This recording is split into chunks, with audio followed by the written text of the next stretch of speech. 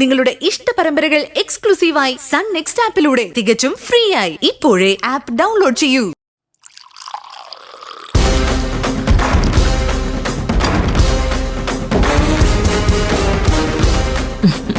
Anti ഇതാ thank you.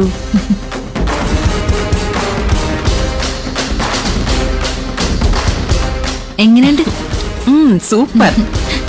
അതെ, നിങ്ങൾ പറയുന്ന ഐറ്റംസ് ഒക്കെ ഉണ്ടാക്കി തീരണമെങ്കിലേ ഇന്ന് വൈകുന്നേരം ആവും. വൈകുന്നേരം ആയാലും കുഴപ്പമൊന്നുമില്ല. നീ പണിയെടുത്ത് നടുവൊടിയണം, അതാ എന്റെ ഉദ്ദേശം. എനിക്ക് ഒന്ന് സഹായിക്കണമെന്നൊക്കെ ഉണ്ടേ, പക്ഷെ എന്ത് ചെയ്യാനാ, ജ്യോതി ആന്റി സമ്മതിക്കുന്നില്ല അല്ല ആന്റി? അതെ അതെ, കറക്റ്റ്. നാടകം കളിച്ചെന്നെ പാചകക്കാരിയാക്ക നോക്കിയോളല്ലേ നീ. നിനക്ക് തരുന്ന അതിനുള്ള ശിക്ഷയായത്. വേഗം പണി നടക്കട്ടെ. ഈ ജ്യോതിർമയ്ക്കിട്ടൊരു പണി കൊടുക്കണമല്ലോ, എന്താ ചെയ്യാ?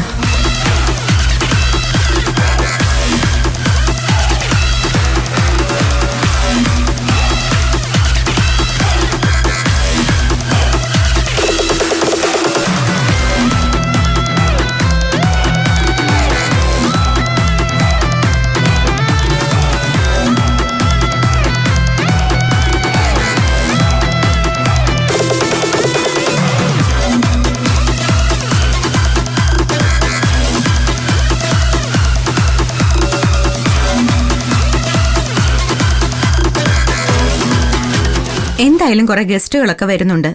അപ്പൊ അവർക്കൊക്കെ വെച്ച് വിളമ്പി കൊടുക്കുകയും വേണം. എന്നാ പിന്നെ ആരൊക്കെയാ വരുന്നതെന്ന് ഞങ്ങളോടും കൂടി പറഞ്ഞൂടെ? അതൊന്നും നീ അറിയേണ്ട ആവശ്യമില്ല. പറഞ്ഞ ജോലി അങ്ങ് ചെയ്താൽ മാത്രം മതി. കേട്ടോമ്മേ, എന്തായാലും ഇവിടേക്ക് വരുന്നതേ അത്ര നിസ്സാര ആൾക്കാരൊന്നും ആവില്ല. അല്ലെങ്കിൽ പിന്നെ ഈ പറയുന്ന ഒരുക്കങ്ങളുടെ ഒന്നും ആവശ്യമില്ലല്ലോ.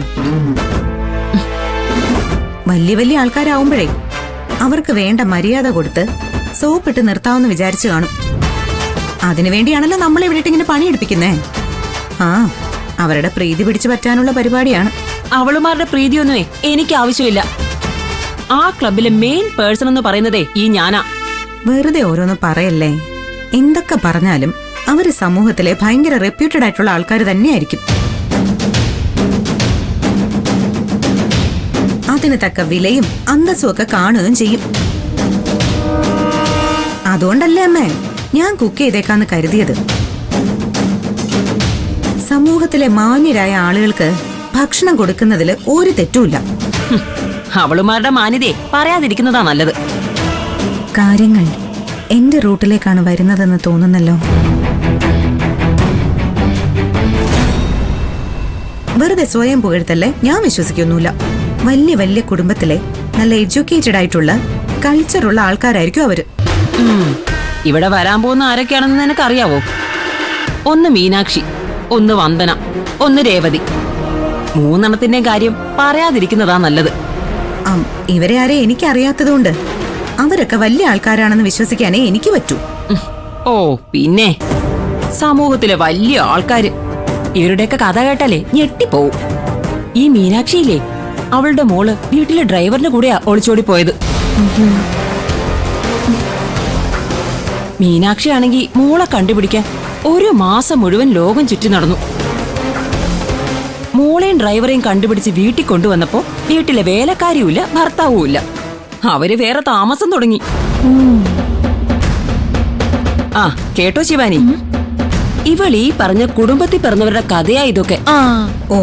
ഒരാൾക്ക് അങ്ങനെ എന്തേലും ഒരു അബദ്ധം പറ്റി കാണും എന്ന് കരുതേ മറ്റു രണ്ടുപേരും അങ്ങനെ ആയിരിക്കണമെന്നില്ലല്ലോ. അതിലാ വന്ദനയില്ലേ, അവളുടെ കാര്യം പറഞ്ഞ ചിരിച്ചു ചിരിച്ച് മണ്ണ് കപ്പും. സാരി ഭ്രാന്ത അവക്ക്.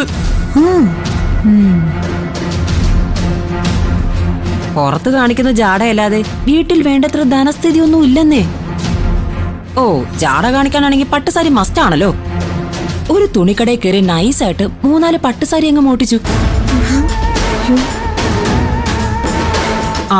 പിന്നെ ക്ലബിൽ നിന്ന് ഞാൻ പോയി പൈസ കൊടുത്തിട്ടാ തുണിക്കടയുടെ മുതലാളി വിട്ടത്. നീ എന്തിനെങ്ങനെ വിളിച്ചോണ്ട് നിൽക്കുന്നത്? അല്ല, ഇതൊക്കെ കേട്ടാ ഞാൻ എങ്ങനെ ചിരിക്കാതിരിക്കും അമ്മ? ആന്റി, ആ മൂന്നാമത്തെ ആളില്ലേ, എന്താണ് രേവതി? ആ രേവതി എന്തേലും വല്ല പണി ഒപ്പിച്ചതാണോ? രേവതിയുടെ ക്യാരക്ടറേ ശരിയല്ല. ഭർത്താവ് ഉണ്ടായിരുന്നപ്പോ തന്നെ അവക്കൊരു അഫെയർ ഉണ്ടായിരുന്നു, ഒരു ജുവലറി ഉടമ. വലിയ സ്വർണ്ണക്കടക്കാരനല്ലേ, കോടീശ്വരനല്ലേ എന്നൊക്കെ കരുതി കെട്ടിയവനെ കളഞ്ഞിട്ട് അവന്റെ കുടങ്ങ് ഒളിച്ചോടി പോയി. പിന്നെയല്ലേ അറിയുന്നത് അവൻ നടത്തിയിരുന്ന കടയെന്ന് പറയുന്നതേ ഗോൾഡ് കവറിംഗ് കടയാണെന്ന്. അയ്യോ. അവൻ ഗിഫ്റ്റായി രേവതിക്ക് കൊടുത്തിരുന്നത് മുഴുവനേ 1 ഗ്രാം ഗോൾഡ് ആയിരുന്നു. അത്രയ്ക്ക് പൊട്ടിയ അവള്. ഓ, ഇവളുമാരൊക്കെ ക്ലബ്ബിൽ വന്നാലേ ഞാൻ വരച്ച വരയിലങ്ങ് നിർത്തും. എന്തായാലും കമ്പനികൾ കൊള്ളാം. ഒരാളുടെ ഫാമിലിയെ സൂപ്പർ, ഒരാൾക്ക് മോഷണം, പിന്നെ ഒരാൾക്ക് ഒളിച്ചോട്ടം. അടിപൊളി. ഓ, അത് ശരി. അതിന്റെ പേരിൽ എന്നെ കളിയാക്കാന്നാണോ? ഞങ്ങളല്ലല്ലോ കളിയാക്കിയത്. തനിച്ചിരുന്ന് കൂട്ടുകാരെ മൊത്തം കുറ്റം പറഞ്ഞിട്ട് ഇപ്പൊ ഞങ്ങളുടെ നേരെ ചൂടാവുന്നോ? അല്ല, ഇങ്ങനെയുള്ളവരൊക്കെ ഇങ്ങോട്ട് ഇപ്പൊ എന്തിനാ ക്ഷണിച്ചു വരുത്തുന്നത് മാഡം? ഇവരും കൂടി അംഗങ്ങളായ ക്ലബിലെ അംഗങ്ങളുടെ മുന്നിൽ വെച്ചല്ലേ നീ എന്നെ തല്ലിയത്. അതിനി അറിയാൻ ഈ ക്ലബിലെ ആരും തന്നെ ബാക്കിയില്ല. ക്ലബിലെ CCTVയിലൂടെ എല്ലാ അംഗങ്ങളും കണ്ടു.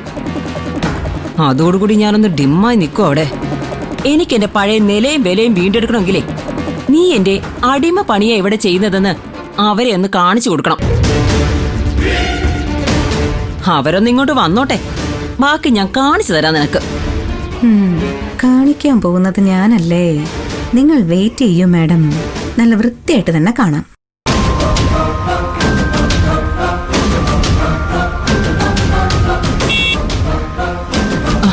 ആ ശിവാനി, അവര് വന്നു തോന്നുന്നു. വാ, നമുക്ക് അങ്ങോട്ട് പോവാം. എടി, അവർക്ക് കുടിക്കാനേ ഡ്രിങ്ക്സ് എടുത്തു വെക്കേ. വാ Shivani.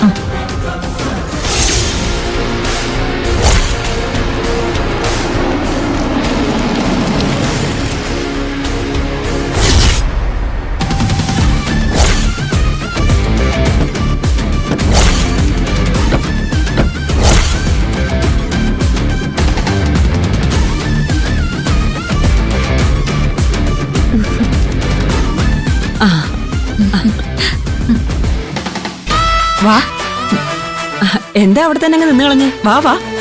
Hi Meenakshi. Hi. Hi Revathi. എന്തായാലും നിങ്ങൾ 3 പേരും വന്നല്ലോ, എനിക്ക് ഒരുപാട് സന്തോഷമായി. പ്രസിഡന്റ് വരാൻ പറഞ്ഞാ വരണം, അതാണല്ലോ ക്ലബിലെ നിയമം. അല്ല ജ്യോതിർമയി, ഇത് നമ്മുടെ വസുന്ധരയുടെ വീടല്ലേ? ഞാൻ പണ്ടെന്ന് വന്നതുപോലൊരു ഓർമ്മ. വീടൊക്കെ വസുന്ധരയുടെ തന്നെയാ, പക്ഷേ ഇതിപ്പോ എന്റെ ഉടമസ്ഥതയല്ല. അപ്പോ വസുന്ധര ഇവിടെ ഇല്ലേ? തൽക്കാലം ഇവിടെ ഇല്ല. ബാക്കിയൊക്കെ ഞാൻ വഴിയെ പറയാം. ആ, ഞാൻ പരിചയപ്പെടുത്തിയില്ലല്ലോ, ഇതാണ് ശിവാനി. ഹായ്. ഇവൾ എനിക്ക് എന്റെ മോളെ പോലെ തന്നെയാ. Hi Shivani. Hi. Hi. Jyoti aunty എനിക്കെന്റെ അമ്മയെ പോലെയല്ല, അമ്മ തന്നെ. അത്രയ്ക്ക് സ്നേഹം എന്നോട്. എന്റെ വിവാഹം നടത്തി തന്നത് പോലും ആന്റിയാ.